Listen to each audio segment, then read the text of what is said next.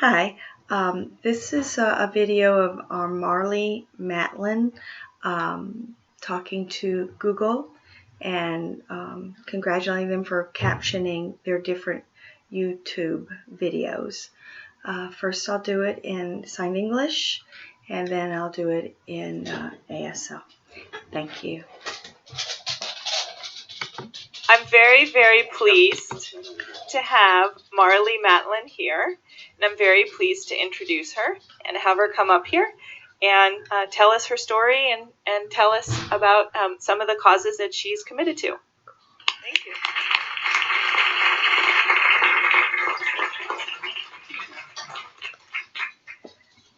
Thank you. Thank you, Susan. And speaking of not everyone knowing who I am, it's true, there isn't. I don't know if any of you, well, I have to admit this, but I actually had a huge weakness when I have the time to watch a little television, because I have 4 kids, and it's difficult to watch. And I have one teenage girl who's 14, and she's a huge fan of The Bachelor. Okay? You all know this show, The Bachelor. And it just so happened that on Dancing with the Stars, when I was there, I happened to meet what's his name? Jake. Oh, I actually met Vienna, who is the woman who grabbed Jake, or who Jake chose on this year's Bachelor, and she came up to me and she said, "Are you an actress?" And of course, clearly it proves that not everybody knows who I am. Anyway, I am so happy to be here today at the coolest place, the mecca of the internet world, Google. Google, is this the sign? What's the sign for Google? This is the sign, Google headquarters. It's like that moment when Darth Vader said, "Luke, I am your father." And everyone gasped and said, "No way. I can't believe it's happening. It's the ultimate cool to be here today."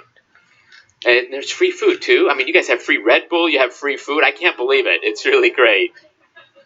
So, is there a resume that I need to give you if I want to apply for a job here? Maybe I could play pool all day. I don't know. Anyway, thank you. It's a fun place to be here, and it's fun, and thank you to have me here. But more importantly, being here with you, I can finally see some of the faces behind the news and the entertainment and the information that the world has come to rely upon. And now that I see you, I want to say thank you for all that you are doing. You are fantastic. Thank you very much. Well, I know that you're anxious to have me talk about my book, that book that is called I'll Scream Later. And some of you may wonder where that title came from. Well, I have to admit that if you didn't know already, I am a recovering drug addict. And today it's been 23 years, 2 months, and 20 days. And thank you. And just after I won the Golden Globe for Best Actress in Children of a Lesser God, I checked myself into rehab at the Betty Ford Clinic, unlike today, where my entire journey would have been covered by TMZ and Perez Hilton. Back then, way back then, there was no such thing as being able to... There was no such thing as those things, so I was able to check in secret. And while I was there, I was nominated for an Academy Award for Best Actress. So if you can imagine, I must be the only person to get that "congratulations, you've been nominated" call while working on my sobriety at the Betty Ford Clinic. So anyway, when the phone call came in from Jack here, who, by the way, this is Jack Jason, my interpreter, if I didn't introduce him already. Sorry. I don't have a male voice. I just wanted to let you know that. Well, maybe after a couple of cigarettes. No, anyway, he asked me for a reaction or a statement, which wasn't going to be staying sober. No, thank you for the nomination, but I'm staying sober. I'm keeping sober. No, I didn't want to say that. So instead, I said, "Tell them I'll scream later." And that phrase stuck with me ever since. And I think it strikes the right tone of humor and irony coming from this deaf gal, because as you'll see in my book, I may be deaf, but I'm probably one of the loudest people you'll ever meet. My good friend and mentor, Henry Winkler, put it perfectly when he told me, "If you will it, it is not a dream. For me, if you will it is not a dream. It's about intention. And for me, even though I was different than everyone else, I had the will and the desire to make something happen for myself. And everything else just followed. But times have changed. Though today I'm an actress and a film producer, as well as an advocate for children's and disability-related causes, and most recently a dancer on Dancing with the Stars. I hope you voted for me. Did you vote? Okay. I'm also a mother of 4, and as a result, I'm a cook, and a carpool driver, and a room mother, and a conflict mediator, and a closet organizer, and a pretend math whiz. Seriously, life is good. It's been 23 years since critics said that I won my Academy Award out of pity, and that I would never work in Hollywood again simply because I was deaf, and I'm still here. The barriers that many had predicted would stop my career dead in its tracks have virtually vanished. Thanks to many working actors like me who are deaf or differently able, attitudes have changed. Now, most of the barriers I face are more humorous than they are distressing. And here are a couple of examples. Because once, when I was working on a television show with Mark Harmon called Reasonable Doubts, many of you are probably too young to even know this program was on the air. But anyway, once while working the program, an NBC executive came to visit the studio where we were shooting the show. And after watching me work for a little while, he said to the executive producer of the show, "You know, that Marlee Matlin is great. She's great. Is she going to be deaf for the whole show?"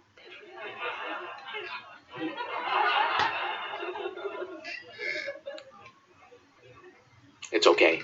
I'm over it. And once, while I was ready to appear live on CNN in front of millions of viewers, as you know CNN has, the director was counting down the seconds before we were live on air, and I was getting my makeup, my last looks, and Jack was sitting with the reporter on the other side of the camera. As we were counting down with just 3 seconds, she leaned over to Jack and said, "Could you tell Marlee that my dog is deaf, just like her?" And suddenly I was live on television, and I'm thinking, what does she want me to do? Does she want to throw me a bone? Does she want me to say woof? I don't know. Okay. And this thing doesn't only happen in Hollywood. It happened to me a couple of times. I don't know about you, to those people who are deaf, but I'm on a plane, ready for the plane to take off. I'm set, my seatbelt is on, and Jack and I are signing to each other. The flight attendant comes over, sees me signing, waves, gives me a menu. As soon as she sees me signing, she grabs the menu out of my hand, goes to the galley, and returns back with a new menu in Braille.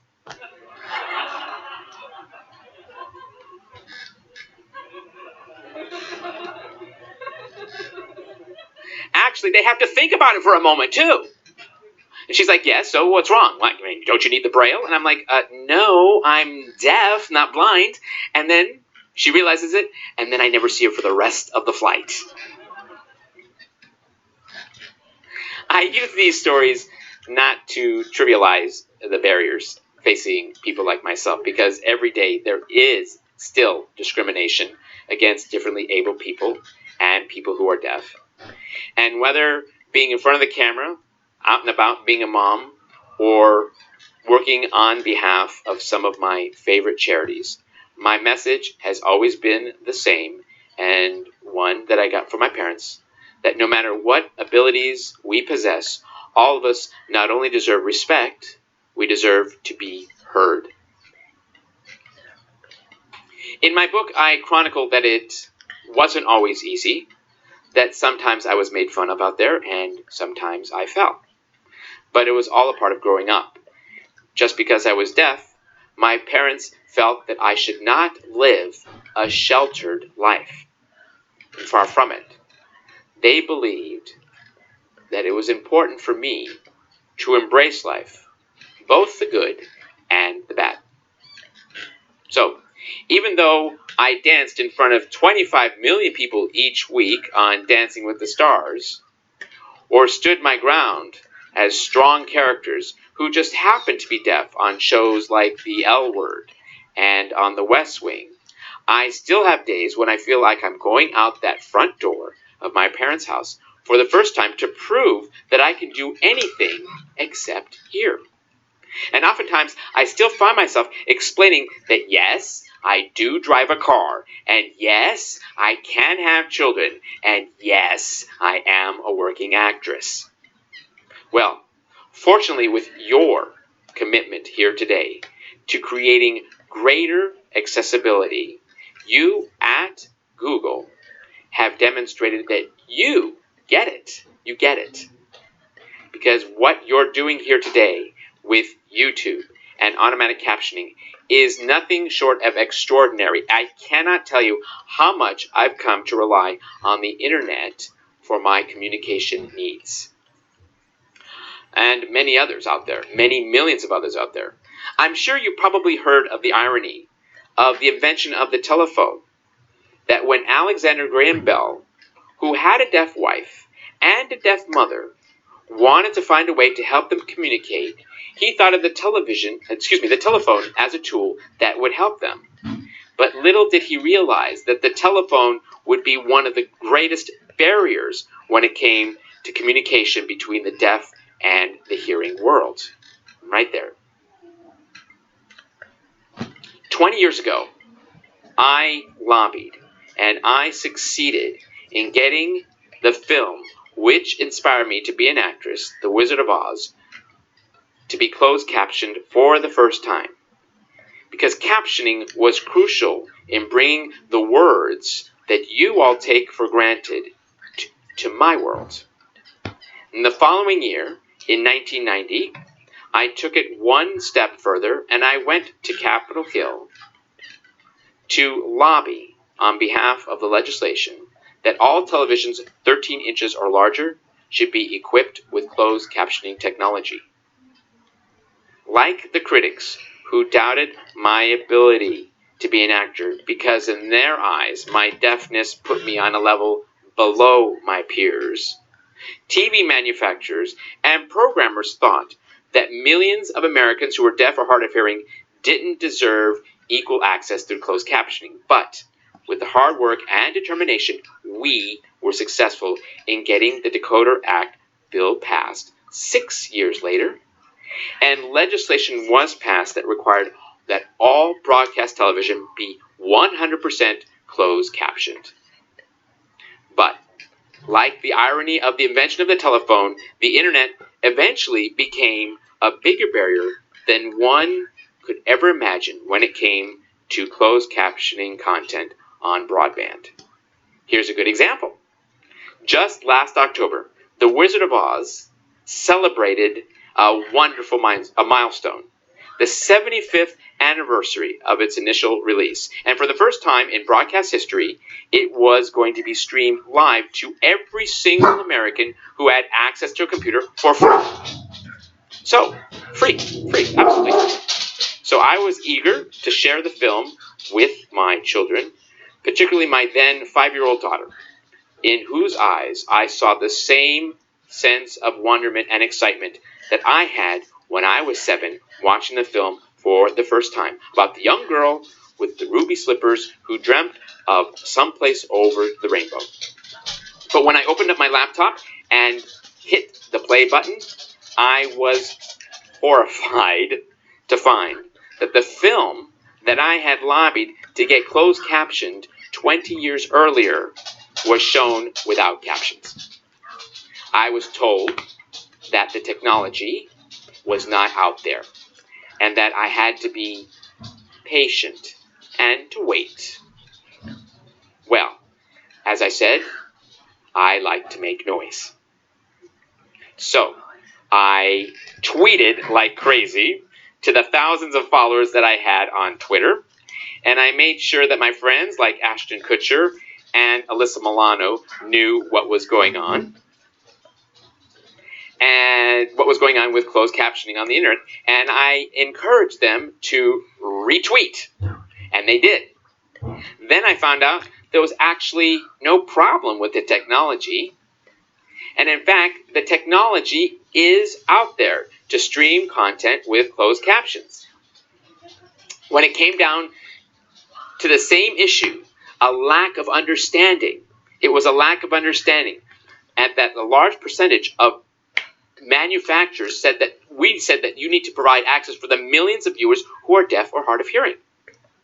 So, by providing closed caption, they can get access. More importantly, they fail to understand that original programming had captions, but that the internet had to have the captions as well. Eventually, the frustration increased so much because I had to fight to do what I did 20 years ago all over again. The ultimate irony came during the unveiling of the celebration of Helen Keller's life. There was a statue being unveiled in the Capitol Rotunda, and it was streamed live without captions.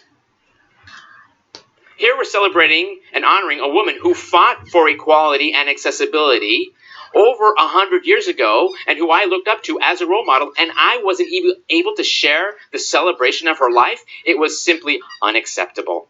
Unacceptable.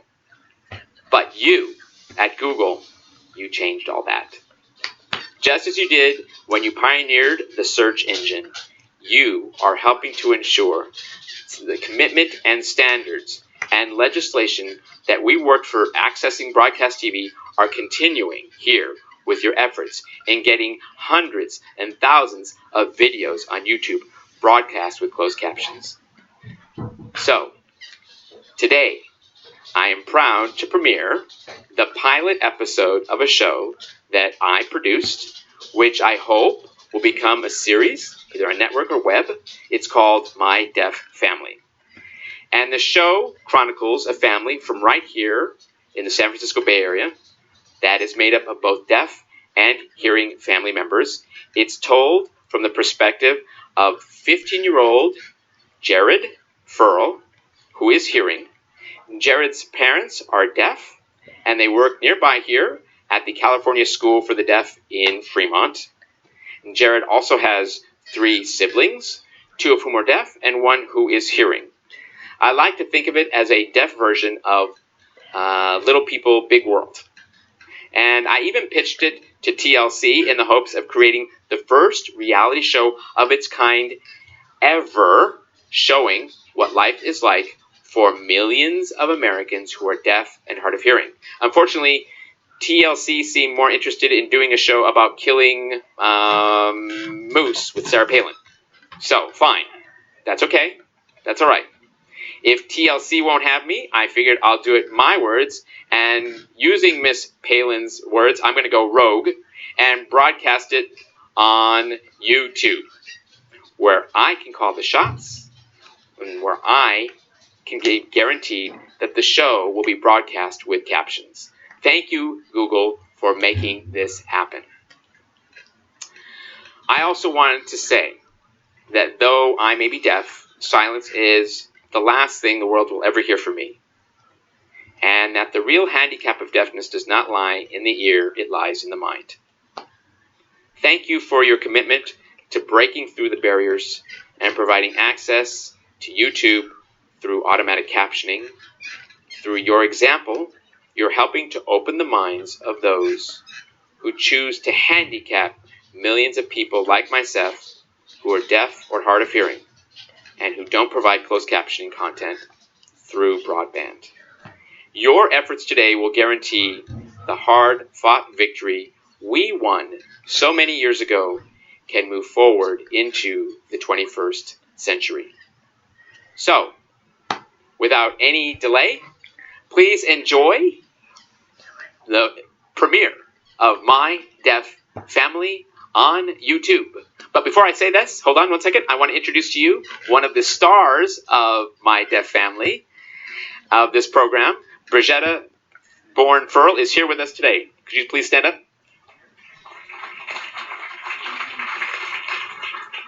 Thank you for coming out, taking time out of your busy schedule to be with us. So, I want to thank the children and the students from the California School for the Deaf who were with us today, who came out today with us.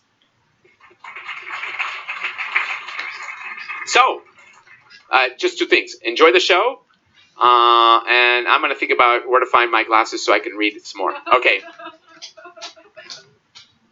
Let's go. My name is Jared, I'm 15, and I have a family of 6. My dad's name is Leslie. My mom's name is Bridgetta. I have a younger brother. His name is Gideon. I have a little sister named Sabrina.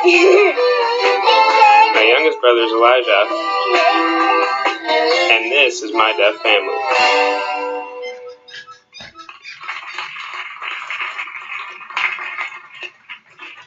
So there you go. There you go. This was something that we had been hoping for a long time, and now we have the opportunity to put it there on YouTube, and we hope that millions of people worldwide would have the chance to see this. And this makes it even bigger than just the pilot. And thank you, Bridgetta. Thank you, Bridgetta, for letting us come into your home, for letting us into your home. And this was shot just in 1.5 days. That's all we had, just 1.5 days to shoot. And, you know, it's almost unheard of in the reality programming business to make a pilot that only covers 1.5 days of a family's life. But I'm very proud of it, and I hope that you all enjoyed it. And I think that we also might be having some, do I need to give you the microphone? Do we have question and answers, or what? Yeah, so I'm going to ask a few questions, and then I'd really like to open it up to the audience. And I'll just start by saying that you're such an inspiration, and that your story is fantastic and wonderful, and thank you for coming and sharing. And again, it really is a commitment of ours as a company to make information accessible. So I'm so pleased that you can be here and we can share that common goal. Thank you. So I'll start with, given that we have people in the company here who are probably engineers, probably salespeople across the company, and they're all people who can work on some of the accessibility. What are some of the things that you would like to see us doing on the internet, and how can we make the captioning even better? Well, I mean, first of all, if you could make all the captions purple with the yellow background. No, I'm just joking. I'm just joking. Or a different font, perhaps. We could go to Helvetica or something, whatever. No, do they have that? Do you have the ability to change the font? You do? You can change the font? Ooh, I like that. That answered my question right away. Listen, you're doing it. You are doing it already. You're doing it all. I applaud you all for what you've done so far. I don't think there's really any move. I don't know what more I could ask for. I know that you can't do it immediately perfectly in terms of automatic captioning, so that the voice recognition works, 100%, and there might be some confusion. It takes time. It certainly takes time, but you're putting it out there, and there's room to make it perfect. I'll be patient. Great. Well, we'll definitely be working on it. I looked at some last night, and I noticed that sometimes when people put them on manually, you can't always tell who is speaking. For example, that I watched your interview on Larry King, and I didn't know when it was, if I didn't hear it, it wouldn't have been always possible to know when you were speaking versus when your Larry King or the interviewer was speaking. So I thought that would be one example, is that we actually always have connotation of who is the speaker, for example. Well, listen, when captions first came out on television, it was like Three's Company was the first show that had captions. I was just fascinated with the fact that there were words on the screen. I mean, it was a dream that we had. I mean, it would be great to think about having words way back then, and now it's a reality. But when they first came out, it took a little bit of getting used to, an adjustment to know who was talking and to be able to understand. But then eventually they made adjustments so that they had one person speaking on one side of the screen and one person speaking on the other side of the screen with the captions. So it's just a matter of time. I wouldn't like it if they put two different colors on there, as they do in some countries with captions. I think it's too confusing. I mean, I personally don't care for that kind of captioning. So. Great. So I'll ask one more question, and then I'd love to hear from the audience here. But is there any legislation or any ways that we could work with policy, meaning Google the company? Well, there's a law called HR 3101. Excuse me, I didn't mean to interrupt. But she knows. So HR 3101 is out there up on the hill that we wanted to get passed, so that would allow for that accessibility in the internet, as we were talking about today. It's just not been passed yet. Can you say a little bit about what it is, just so everyone here knows? Well, Jack can do that better than I can. It's basically, as Marlee said back in 1990 and then again in 1994, legislation was passed that required broadcasters to close caption because they wouldn't do it themselves. Now, with everything moving to the internet, it seems that the information that's there captioned isn't moving with captions, and they're still not captioning it there. So HR 301 is intended to force internet providers to caption what's already been captioned. So it's applying that law to the internet. And there's a lot of complaints. Well, a lot of it is user-generated. We can't caption that. How are you going to force us to do that? I mean, a lot of stuff on YouTube is made by people who go to YouTube. Well, you guys solved that problem with automatic captions. Now it's time for the other people to do that. So that's what HR 3101 is intended to do, and we're waiting for the vote, or at least to be even brought up. I'm not familiar with the legislative process, but we're waiting for sponsors. And the health care bill took up a lot of attention, and everybody was focused on that. So now, hopefully, we can move to this. And I've been working very closely with the National Association of the Deaf, and hoping that their efforts, I mean, in their terms, I'm their spokesperson when it comes for closed captioning, and hopefully we can work together to make sure that this legislation passes. Great. Well, what questions? People want to come to the audience? Come to the, I'll hand the mic over. A special question for you. My colleague is actually blind, and we've just watched your reality TV, and there were certain points where the text appeared, but there was no audio, so she couldn't actually hear what was going on. So it'd be really cool if you could find a way to make that happen. Well, I understand, and I believe that they're working on that audio description technology for people who have low vision or who are visually impaired, people who can hear. There certainly needs to have some sort of description, audio description on the screen. I believe that they're working on that here, and I'll bring up Naomi to explain that. This is the perfect opportunity for me to put in a plug for the Access Eng team. We have a headcount in our team, and if you would like to come and help us work on these problems, we have a list of really interesting problems we're working on right now. There are ways of doing audio description in YouTube right now. You do it by mixing in the audio, so it's called open audio, and if anybody is curious, I can send out an email maybe through the authors team list that includes some links to videos that have that. So I'm going to hand this back to somebody before I babble too much. No, absolutely, Naomi. It's important. Great. Other questions? Sure. You guys can also stand up at the mic there. Hi. A couple of comments and a question. First, for making the captioning technologies at Google become a possibility, there's one person I would like to recognize. That's my good friend Ken Herenstein, sitting right there. And I was planning to do that, yes. Ken Herenstein. Yeah, he has been pushing tirelessly for this to happen in the past few years, and he happened to be my first office mate when he joined Google 7 years and 2 weeks ago. And my other office mate was Greg Bedros, who was hard at hearing, and I was designing servers, and I had these big loud machines in my room, and I had the perfect roommates. Never mind. So, and piece of question is, I'm an engineer, so I was curious, like when we hearing people in a room want to attract attention, we usually like use a glass or something to make a noise, so everybody to attract everyone's attention. I wonder if for people who don't hear, how do you do that? Do you like? Oh, really? But no, we flash the lights. We just flick the lights off and on. Okay. Or we wave, but that's because that's very visible. I mean, I can see it because my peripheral vision is very good. I mean, my eyes are the means of which I depend on to use, just as you depend on your ears to hear, and you can hear anything. So I'm very visual, and if you do this, or if you do this, like when there's paparazzi, for example, here's a good example. When I go to paparazzi, they're very smart. You know, at first when I came into the business, they would spell my name, Marlee, Marlee, Marlee, Marlee, and of course I would just stand there like, what are they, you know. Whoopi Goldberg said, hey guys, she's deaf, you can't yell at a deaf woman. And then, of course, then they came up with something, they do this. They just make up, they do pretend sign language, and then I would look, and then they take my picture. And they do some more pretend sign language, and then you look, and they take my picture. And then they've learned this. They still do this to this day. It works. It works for me. So, I mean, for you to get the attention of someone who's deaf, who can't hear, you just do this, or you just, you know, tap their shoulder, or, I mean, anything that involves hand movement or flashing the light off and on from across the room, that usually works. Or throw something. Okay. Spitball that way.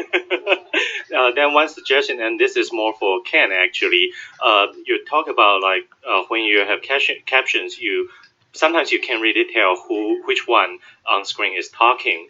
And since we have this automatic captioning technology, mostly related to voice recognition, we can probably also recognize the tone in the voice, like the pitch in the voice, to tell whether it's male or female or other traits of the actors. Then, as you said earlier, we can put different fonts. I'd be really curious to see that. So we can use the softer font when it's a softer voice, and use a square font when it's a strong voice, for example. Go for it. What are you waiting for? Great. Thank you. Thank you for your comments. I'm a father of 5 years old blind son. So if you were actually back to 5 years old, what do you want to ask your parents? What do you want from them mostly? Or sorry, English is my second language. So Mine too. I mean, I think if I were in your child's shoes, 5 years old back, 5 years old, if you were, what I would want from my parents, yes, I would say or ask for that you take good care of me, that you don't deny me anything, and that you let me be who I am. Don't try to restrain me from any experiences in life. Let me go out there, explore the world, let me feel, let me touch, let me meet. Treat me as if I could see. Okay, thank you. Actually, caption is very helpful for me to understand English. So I'm kind of... See? You go. Thank you very much for your comment. Thank you. Hi, thank you very much for coming here. One of the things I find challenging about using video and audio content is how long it takes to get the information from it compared with reading written content. And I was wondering whether there's anything that you've been thinking about or working for to enable basically the faster playing of captions or faster getting of information from video content and audio content. I'm going to give your question to Ken because he's more adept at answering that question, perhaps. He said the answer is yes. The answer is yes. We are working on it. We've got that going now for businesses. Google Video for Business. Do you want to explain some, Naomi? So if you guys look at our internal videos on Google Video for Business, you can see now there's a little slider that has a rabbit and a turtle on it. And if you slide it up to the rabbit end, it goes faster. And this is actually worked on by Daniel Steinberg. It's pretty amazing. If you just speed it up audio normally, the pitch would be really high. It would sound like the lecture was being given by chipmunks. So we actually changed the pitch so it sounds sort of kind of normal. And I turn that off because it annoys me. Even though we changed the pitch, I just watch the captions. So if you look at our internal videos from like our all hands meetings, you can see those with captions, and you can watch them at 2.5 times the speed. And this isn't just an internal Google thing. Anybody who has Google Apps has access to this technology if they turn it on. But that is so out of my world. I'm so amazed. I'm so amazed. But I'm learning. I'm learning. So we have one comment here.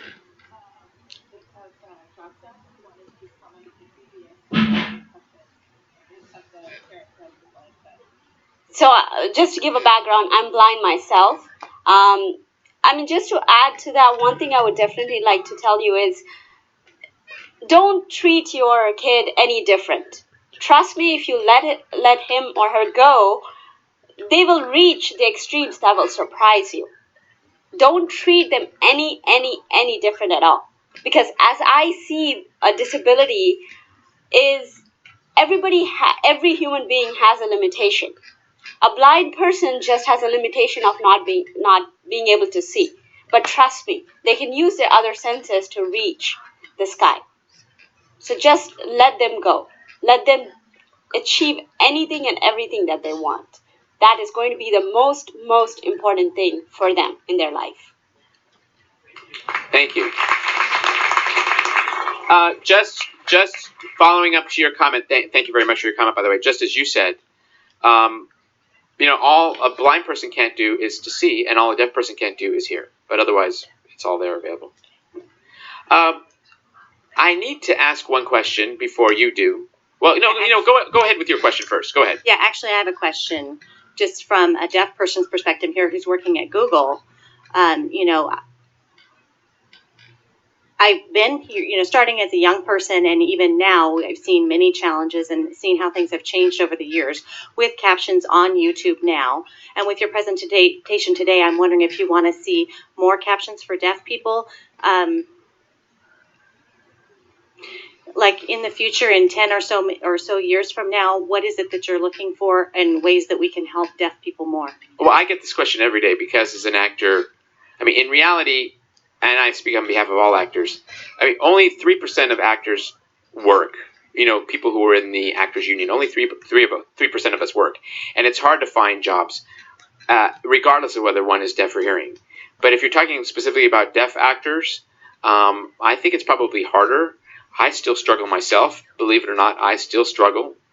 As I stand here today, I had to put up my video in order to sell it, in order to get people to pay attention to it, to see how it would go. A lot of deaf children come up to me and say, I want to be an actor like you. How is it that I can do it like you did it? Or how is it? And I say, look, first of all, you need to finish school.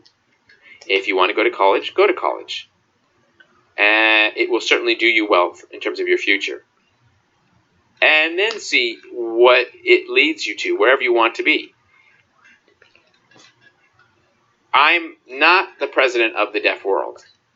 I'm just an actor who just wants to do movies. And I'm a person who also happens to advocate on behalf of a number of charities that I believe in, charities that I believe need assistance or attention. And I struggle. Sometimes I succeed and sometimes I fail, but you know what? I get back up on my feet again and I try. And I do what I can to find work. And it's just a matter, there are wonderful deaf theaters out there, for example, in Los Angeles, as well as the National Theater of the Deaf, wherever you are in the country. There are places where deaf people can go to school, colleges. There are so many choices out there. And as much as I would love to be able to own a studio like Warner Brothers to make sure that everything is captioned and say anybody can have access, it doesn't work that way. It doesn't work that way. So, by the way, my name sign is this. There you go. All right. Well, I guess that's it. How about the last comment? Just one story that I remember hearing when I was younger was I went to go hear Vince Cerf, who is one of the founders of the Internet Protocol that we all use today, TCP, at George Mason University. He spoke about his wife, who was deaf, but she got a cochlear implant, and the invention of the cochlear implant they learned about on the internet while they were browsing around on Mosaic web browser, which is also very old. And this is just an amazing thing to me to see just the way that these technologies impact our lives. It's amazing. Thank you. Thank you for your story. And see how technology has changed people's lives, and people are more accepting of others who are different and working together and making things happen. It's amazing. Do you want to last comment?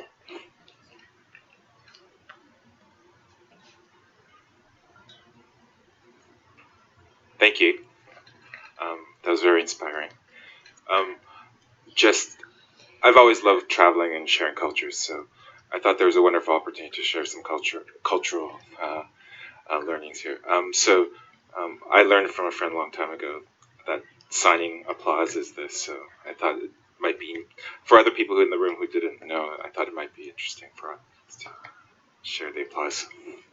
Can everyone say thank you? And I'd like to say thank you to Marlee so much for coming.